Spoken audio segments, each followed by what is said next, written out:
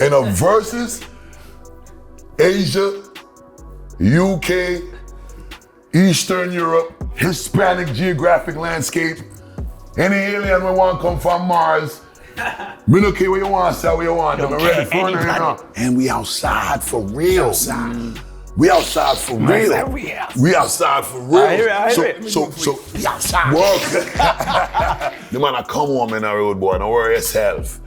Free the world, boss. Free him up. I ain't been in the subway for like. When you been the last time you were in the subway was? Was 19.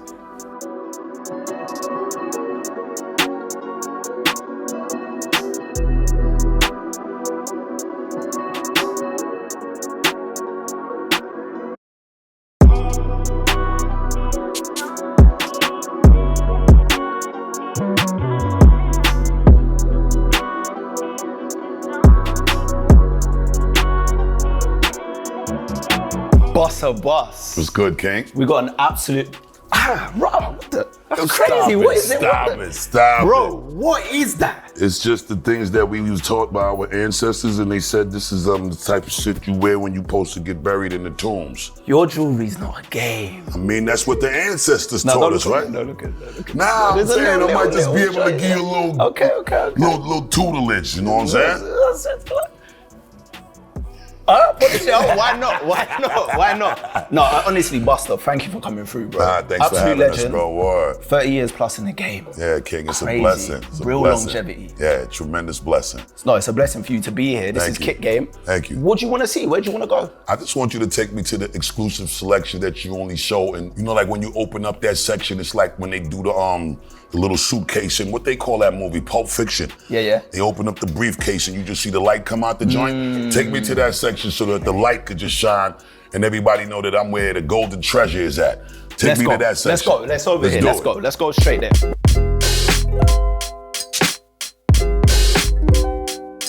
You wanted the heat. Yeah, I ain't gonna lie. How much weight? Whoa, we going straight with the bags? Yeah, I gotta go straight to it. How much is these? You're looking at about 15 bags. 15 what bags? US bags or pound bags? Pounds. Sterling.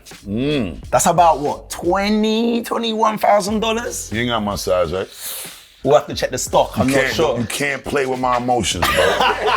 You can't do that. Don't do it. We'll check. All right, cool. All right, listen, 11th studio album. Yeah. Blockbuster. Yeah. First of all, the name's cold. Yeah, it kind of makes sense. Like, I was thinking to myself, how come you haven't used that name before? You know what's so crazy? The name actually came up from two different people in two different conversations that never knew that they both told me the same title. Who were the people? Q-Tip from A Tribe Called Quest is the first one who said that I should call this album Blockbuster. Yeah. Swizz Beatz at another conversation was like, yo, you should name your album Blockbuster. And it was probably like 6-7 months apart. I mean, you hear like about coincidental moments. I look at it as destiny. But for me, it's like a scenario like that where two people that actually know each other, we all 25 plus year friendships, didn't speak to each other. I didn't tell one that what the other one said, and they both said the same thing for the album. It was just incredible. That's mad. I guess, divine timing is the best timing. It wasn't supposed to be thought about until now. Yeah. Leading up to this moment, I think it's only right that I call this album Blockbuster after all of the years I done bust ass in this music thing. And you name the album Blockbuster, for me, it just means something different at this stage in my career. Yeah. Because I got to deliver that, you know what I'm saying? And I think we went above and beyond with the execution, and the world is going to find out in a few seconds. I mean, I've heard the album. I know you did. Incredible. You supposed to hear the album already. Incredible, but it's incredible. And I'm not just saying that. Thank you, King. It is incredible. Thank you so much, bro. You've got a few UK people on there. Absolute. You've got Junior Choi. Absolute. You got the Landlord Gigs, obviously salute to Gigs. The Godfather Gigs, salute Gigs. See Gigs. All right, first of all, let's talk about how did that link up come about? Gigs is somebody that, number one, I've been following for probably like the last 10 years. Oh, wow. But the one thing about Gigs that really bugged me out was his voice and his flow pattern. Cypher Sounds put me on to Gigs first. Okay. From New York. And the first rhythm that he rhymed on, I don't know if it's his first one, but the first one that I heard on, the one Talking the Hardest. Yeah, Talking the Hardest. Talking the Hardest. And it got the beat where it was somebody, it wasn't even an original beat. I think it was a Static Major beat or something. It was a Stat Quo beat. Stat Quo, that's Stat Quo. Yeah. So that joint was the first one Cypher Sounds put me on to. Yeah. When I heard the record, I couldn't believe how this dude voice sounded like James Earl Jones or Morgan Freeman on one of them narrating a God movie or some shit. Iconic voice. That's what I'm saying. And when I first heard it, it was just like, he just sounded like Thanos or some shit to me. So I wanted to see what he looked like, and for some strange reason, it took a long time for me to get to see his face. And I think that the mystique of me not being able to see what he looked like, because at the time, it wasn't on Instagram when I heard them songs, so you couldn't just see him, or like, for me, I don't know why it just took time to see him, but when I saw him, he didn't look like the voice. He just looked Why different. would you expect him to look like? I just felt like the way he sounded, he would just be a big, like, he just walk around and he just looks like one of them big, you know what I'm saying? Like he just sound like when he walking through, he might just knock over our boy. And so it's like for me, when I seen that, he was just slim and cool, but then when I got to know him and you understand what he stand on, I said, all right, the voice match everything that he represents. Big step up. You know what I'm saying? So that's our national anthem here, you know. But it's amazing to see that song. Obviously, you brought the Yardman thing on there. We know you're Jamaican. Definite. I thought you had the dreads back when I was listening to that. When I heard that Yardman flow on the Hive, I was like, what, has he got the dreads back? This is crazy. Thank you. You know, I'm gonna always rep the root.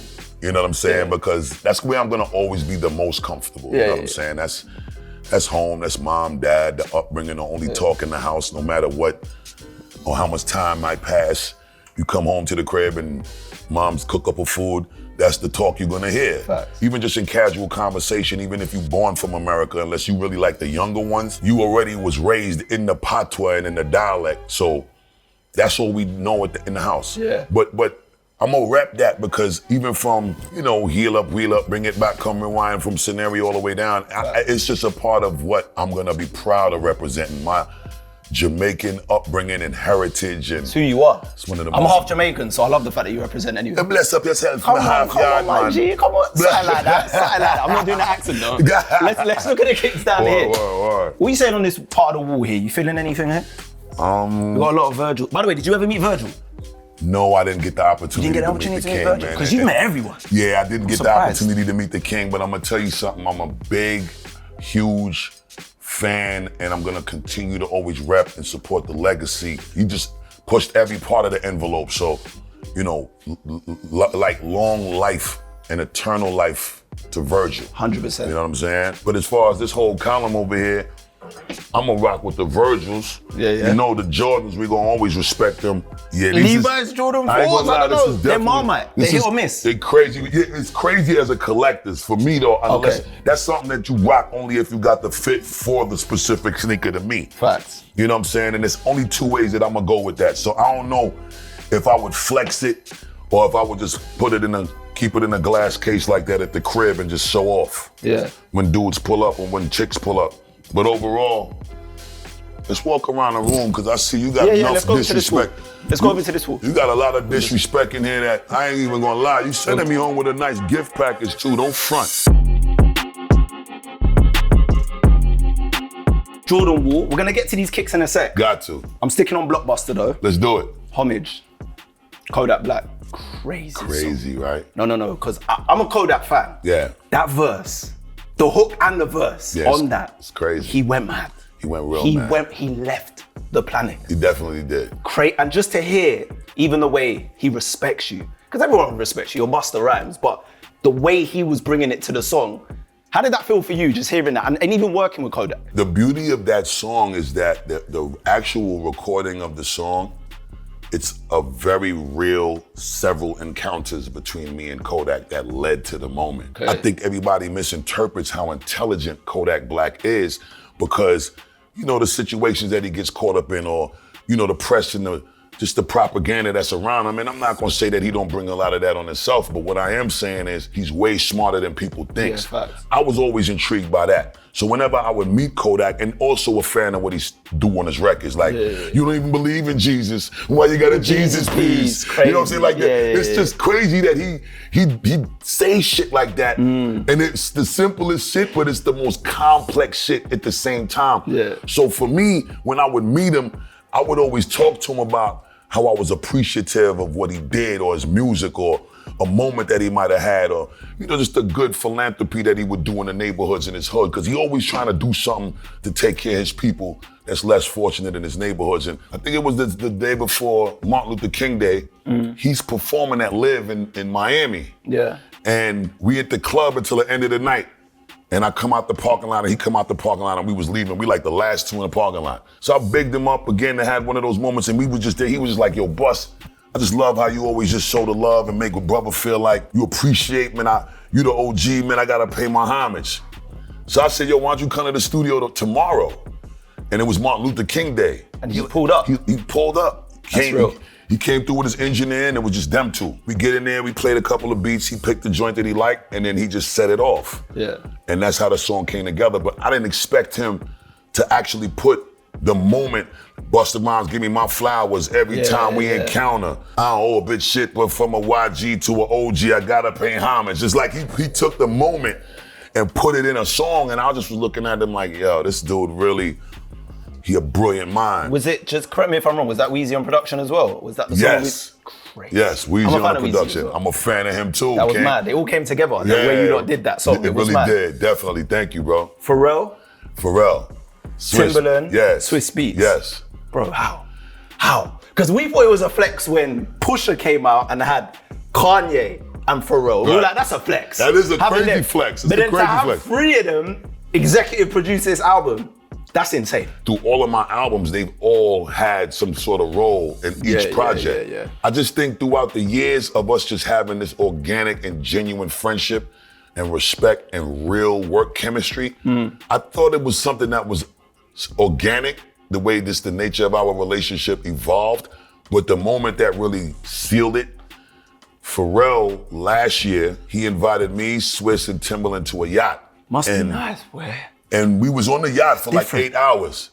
And while we was on the yacht, it's actually around the time when Swizz was finishing DMX's last album, Rest in Peace, DMX. Rest in peace, definitely to DMX. We on the boat, we enjoying the DMX album. And on the boat. The yacht. The yacht, excuse me. 8 hours. Thank you. 8 I hours. stand to be corrected. On the yacht, yeah. I stand to be corrected. I get on boats. Yacht is, that's you lot saying yacht, okay. So while we on the yacht, it was like 4 hours into this, and we sitting at the table, and we just eating little fruits and stuff like that, and drinking wine, and I'm looking at everybody, and I'm just like, how we all sitting here, and nobody ain't making a mention of the idea, not even the slightest thought that we need to do a project. Like we supposed to just walk away from this moment and nobody ain't gonna say nothing about this. So everybody said yeah in the moment, they was with it, but it wasn't until about a good 6, 8 weeks, 2 months passed. I'm calling Swizz, I'm calling Tim, I'm calling Pharrell, and then they just started to send me things. So it was starting off as a EP.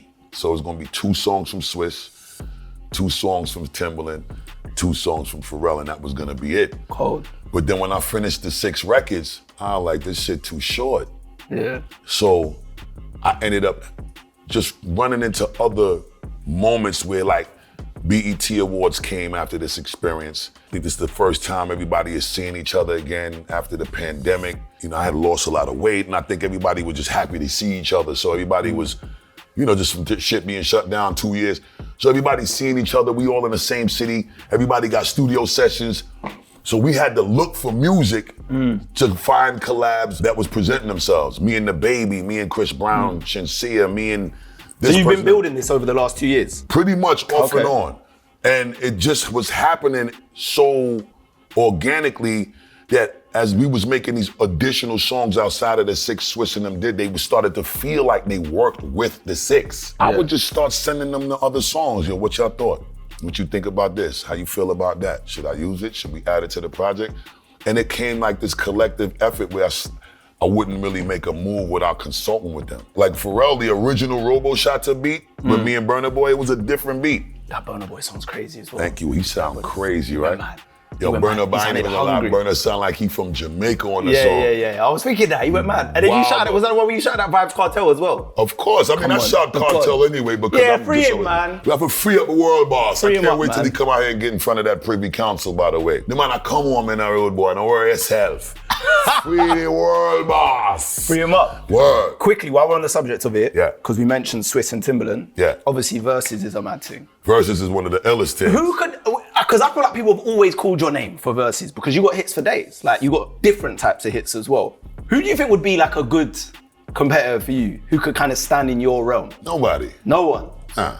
I like that. Bust everybody ass. Busta Rhymes. I'ma bust anybody ass. I don't care who it is. Y'all could call up, put whoever. From the UK too, I bust anybody ass. I'll tell you that right now. And the verses, Asia, UK, Eastern Europe, Hispanic geographic landscape, any alien we want come from Mars. Me no care where you want, say where you want. I'm ready for it now. I'm with all the smoke. I smoke cigarettes, cigars, weed, houses burning down, all of that. Whatever Vapes. smoke that comes up, all of that. All of it. We with the smoke. I hear it. I hear it. All right, we're gonna put a pin in that for a sec. Jordan. Let's do that. All right, cool. What were you feeling on this wall, Busta? I'm gonna tell you right now, it's a whole Are you a lot Jordan of shit. man? I'm a Jordan man for sure. okay. You know what I'm saying? Like, Jordan or LeBron? I'm a Jordan dude. I'm a LeBron dude as a basketball player, but as far as the sneakers go, we ain't disrespecting the Jordan. This is biblical right here. This is me right here. These are me, the Balvins. I'm always with the colorful swag.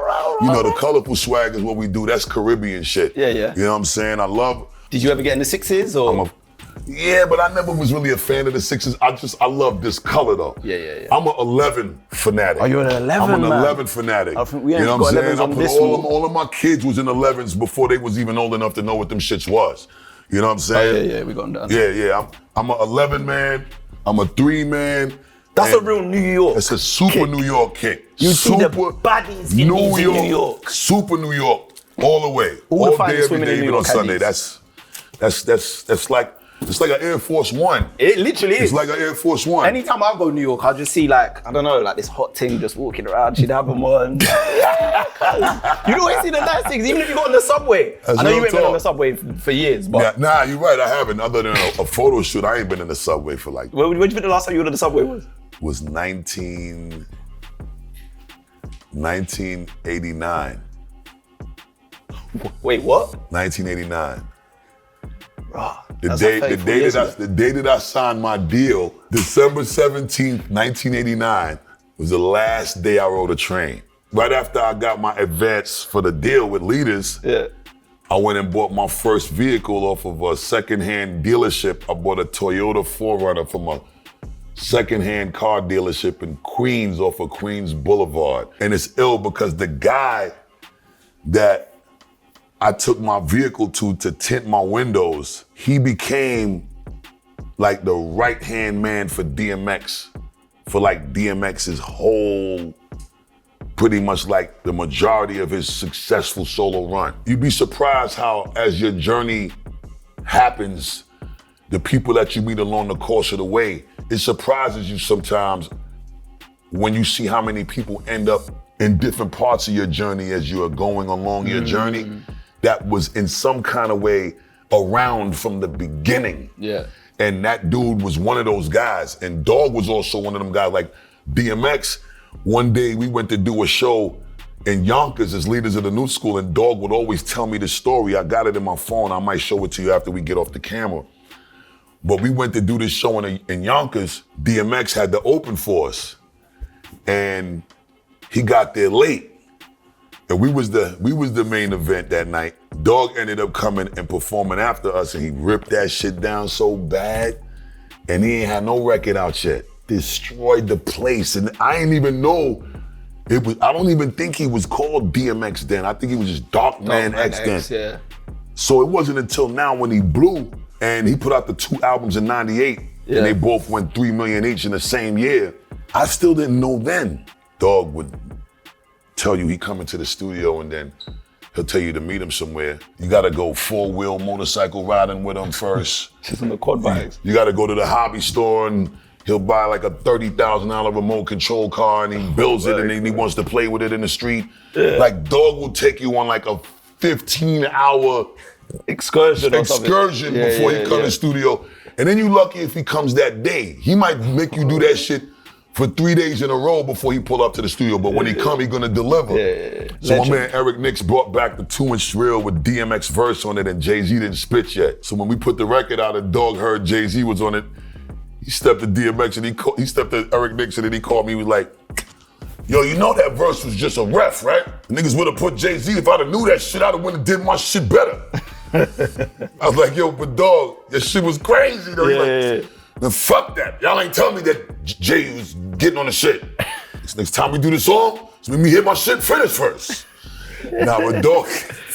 And that's how we talked as well. Mad.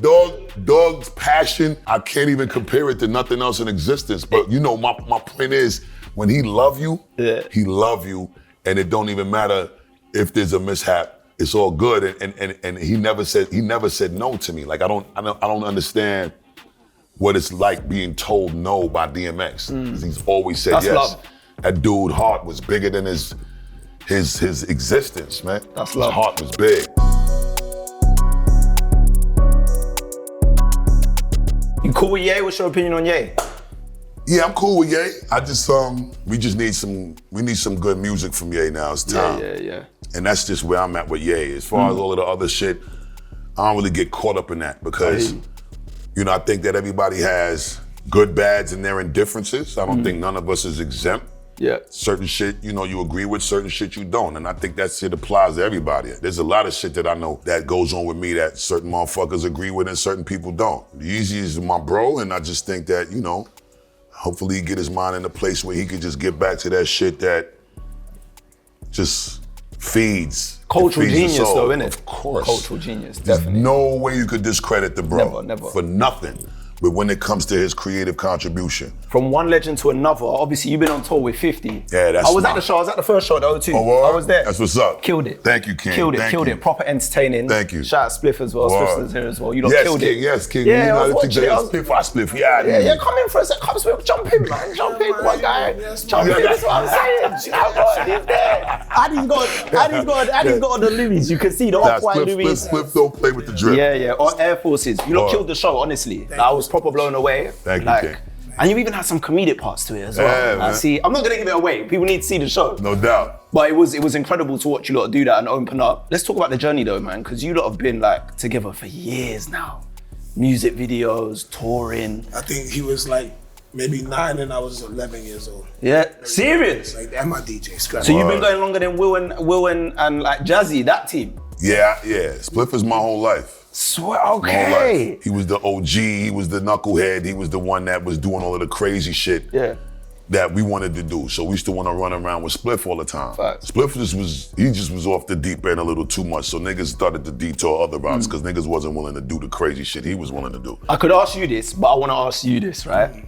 What do you think it is about Busta that has made his longevity? Like, how has he had this longevity? What is it about him, in your opinion? Because you know him better than anyone else. Right. It's called work ethic. You have to keep on working. You have to be consistent with your work. You know? Okay. You have to have the passion for what you love. I always thought, you know, as long as he's been down, if he's still in the studio working that hard, if I'm not doing the same thing, then I'm not doing shit. Yeah. You got what I'm saying? I'm supposed to be working just as hard or even harder. So his work ethic is different. You collaborate with so many people over your career. Even on this new album, loads of collaborations.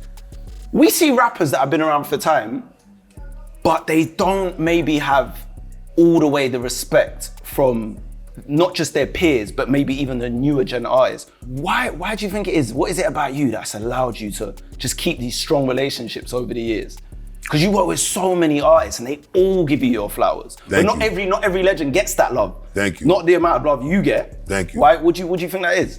One thing about growing up in the neighborhood that I grew up in with Spliff and the dudes that we was raised around, it's like everybody made it a point to embrace the young dudes. You know what I'm saying? Like sometimes as a little youth, the big homies always want to run you away from them because they feel like you too young to be around them. Yeah. In our neighborhood, the big homies kept us around. They didn't make us feel like we was too small to be around what they was doing. Even if the shit they was doing was shit we wasn't supposed to be around. They rather us see it from them than us getting misled the wrong way from being around other dudes that would take advantage of our inexperienced youthfulness. Yeah. So how they groomed Spliff to become what Spliff became, Spliff was kind of doing that with us. Kane, even though I was much younger than Kane at the time, you know, he still put his arm around me and was giving me jewels and schooling me and gave me his number, told me come to the crib. Yo, if I'm gonna be at this club and I'm performing, pull up so you could watch the show and learn. Come in the dressing room so that you could eat. You know, sometimes you get to smoke a little spliff even though you too small to smoke the shit. You drink your little liquor. EPMD, they did the same for me. Chuck D, he gave me my name. It's like these dudes taught us, you know what I'm saying, and gave us an opportunity to be around them even though they was grown ass men. Yeah. So that shit between the neighborhood and being around the right big dudes in the industry, it was just a proper balance of being molded, shaped, given guidance, given the tutelage, having the right senseis around you to give you the shit that you need. A lot of the elders in this shit, they'll complain about what some of the new artists is doing because they don't understand it or they might not agree with it. One thing we do is we embrace all of the shit. That's right. Not only to establish an understanding, because we don't know every motherfucking thing. The lack of understanding is the difference between you appreciating it the way you should and you not. Mm-hmm. So if sometimes you get to sit with some of these young artists and just talk to them, and they give you an understanding as towards why they say this, why is this the slang, why is this the way we dressing now, why is this cap talk and this and that talk, and all of that shit is what it is. Oh, now I could appreciate what you're saying because I understand the new talk, or I understand the new drip, or I understand it. So it's just keeping your finger on the pulse of the shit. Fact. For the first reason is, you just love it still. Yeah. I love this shit too much to not stay in tune with it. I can tell. You know I can tell saying? you guys love this. And it's like, and then we embrace them. So when they pull up, because a lot of the times they want the answers from us too. They know we the ones that possess the keys. Yeah. They know that we the ones who possess the deep sea scrolls at the end of the day. This shit that we could give, they'll never be able to live those times. Them times ain't coming back. Yeah. Sit down, let me give you some information. And not only am I gonna give you information, I'm in tune with everything that you wanna give me as information because I be around and I embrace all of y'all and I'm around everybody that's keeping me in tune. Yeah. And we outside for real. We outside for real. We outside for real. I hear it. So we outside. Word. So it's like all of it just comes from just still loving it. Yeah. We outside even if there ain't a bag involved. Yeah. We in your studio session pulling up on you if we know you in the building where we working at. Just cause we know that we love and the network, you can't put a price tag on a dope relationship. We build these relationships and keep the network going, everything just turns into something priceless. I got one more question. I could be here I got a million questions. I could be here forever, but time's of the essence. Yeah. I always wanted to know, what happened? And maybe you've addressed this, I don't know.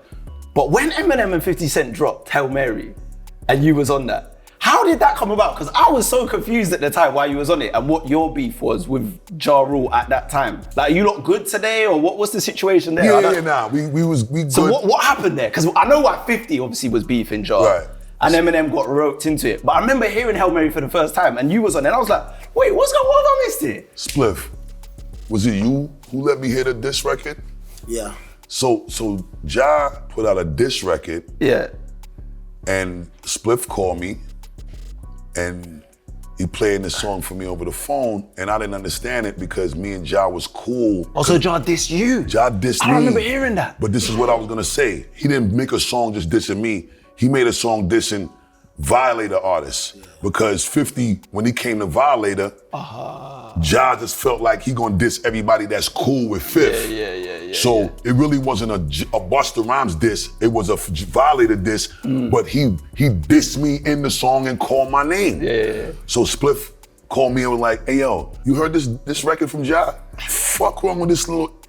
So, you know, Spliff, this is Spliff though. Spliff is the one that's going, he walked with his gun for real from small. So what I'm just, it ain't none of that now. Of course. This is who Spliff got. We're in the UK. But this is what I'm saying. Spliff would always be like big brother to us. If somebody tried to front, he want to defend it. He let me hear the song, and I would say a good hour after that, I got a call from K Slay, and then rest in peace, K Slay. And then I got a call from James Cruz. And James Cruz was also a management rep at Violator.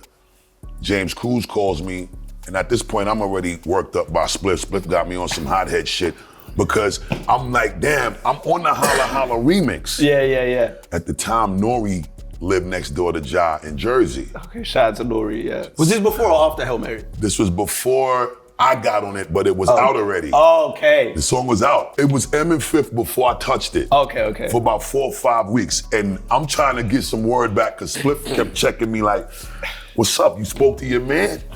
And I'm like, nah. So I'm trying to make this effort to get in touch. And when we finally got on the phone, we couldn't even get to the end of the conversation for me to get the real understanding on why he went there with me. And on the phone disconnected.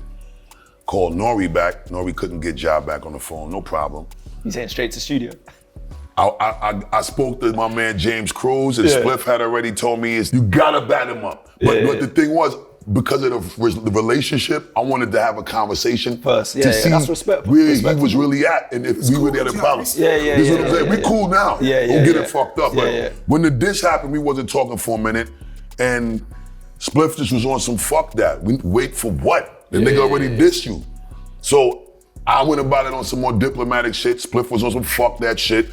And my man James Cruz, you know, he was like, what you gonna do? It's violator or it's nothing? And I was like, you ain't gotta tell me nothing. Spliff already been waiting for me to shoot. It was a moment though, it was a moment. So yeah, it was fun and it was funny. Yeah. And I had a good time because a lot of the times, like I was telling you, this is what we did. We come from battle shit. Yeah. Anybody who want to smoke, we step into you and we gonna embrace it with grace. And we definitely not allowing failure to be an option to this day. So we still just love this shit. We just still passionate about it, man. And we gonna continue to hot step on shit like quickly. Fuck yeah, chat, boy, yeah, deal it. Man, I step, man. All right, boss. It's been an absolute pleasure chatting to you, man. Honestly, absolute legend, my guy. Blessings. Seriously. Blockbuster, make sure you listen to that. Yeah. It's real heat on there. Believe it. Pick your kicks. Yeah. Hit the cash register, man. We're done. That's it. Niceness. Yo, Spliff. Hold me down, son. Hold me down, son.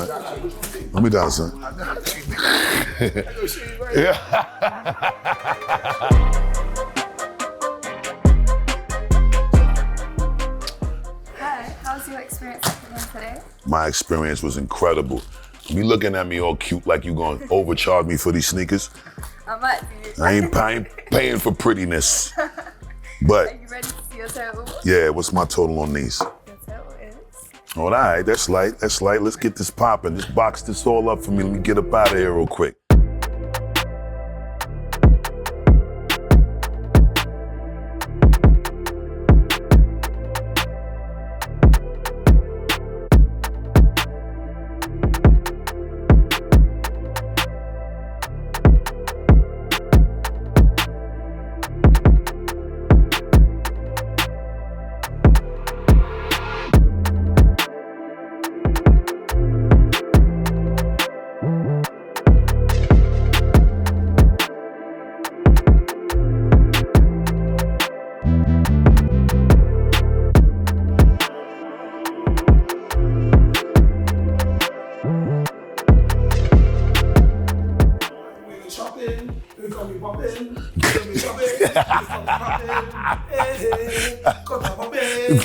Shopping.